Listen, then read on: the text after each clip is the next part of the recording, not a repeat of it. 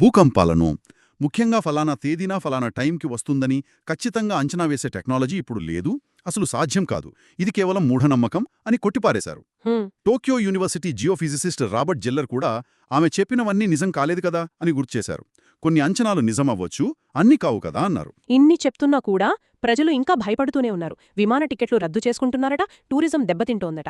అధికారులు, సైంటిస్టులు కాదంటున్నా ఎందుకీ నమ్మకం? దీనికి మానసిక కారణాలు, చారిత్రక కారణాలు కూడా ఉంటాయి. జపాన్ భౌగోళికంగా చాలా సున్నితమైన ప్రాంతం. అవును, పసిఫిక్ రింగ్ ఆఫ్ ఫైర్ అంటారు కదా, 4 టెక్టానిక్ ప్లేట్లు కలిసే చోట ఉంది. ఖచ్చితంగా భూకంపాలు అక్కడ నిత్యకృత్యం.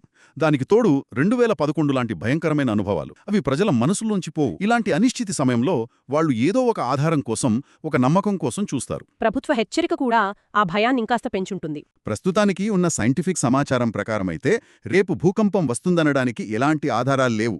శాస్త్రవేత్తలంతా ముక్తకంఠంతో ఇదే చెప్తున్నారు. ఇదొక మూఢనమ్మకం మాత్రమే అంటున్నారు. సరే, బహుశా ఈ అంచనా రేపు నిజం కాకపోవచ్చు, కాకూడదని కోరుకుందాం. కానీ ఇలాంటి ఒక అశాస్త్రీయమైన అంచనా, అది కూడా ఒక కామిక్ బుక్ నుంచొచ్చింది, ఇంత వేగంగా వ్యాపించి లక్షలాది మంది ప్రవర్తనను ప్రభావితం చేయడమనేది మనం గమనించాలి.